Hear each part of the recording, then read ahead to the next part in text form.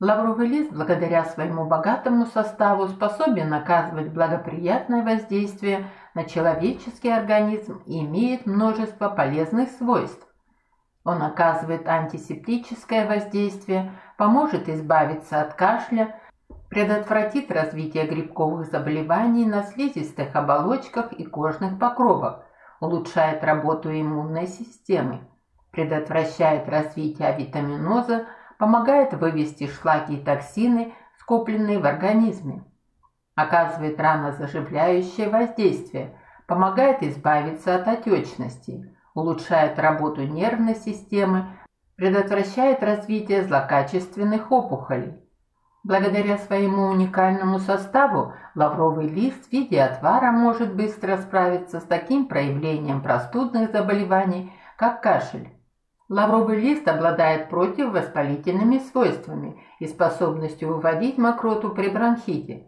Станет отличным помощником в борьбе с этим неприятным проявлением и поможет полностью вылечить кашель без применения лекарственных препаратов.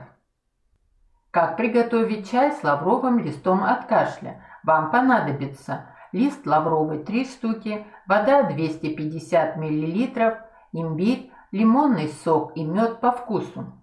Лавровый лист поломаем руками на небольшие кусочки и кладем в небольшую кастрюльку, заливаем водой. Если у вас нет имбиря или вы его не любите, можно не добавлять. Ставим на огонь, доводим до кипения и варим в течение 3-5 минут на небольшом огне. Потом отставляем с огня и даем настояться еще 5 минут. По вкусу добавляем сок лимона и мед. Мед добавляем в немного остывший чай. Пить такой чай можно 3 раза в день. Чай имеет нежный приятный вкус с легкой горчинкой имбиря. Здесь не чувствуется горечь лаврового листа из-за небольшой концентрации. Такой чай можно пить не только от кашля, а просто для повышения иммунитета, ведь в лавровом листе масса полезных веществ.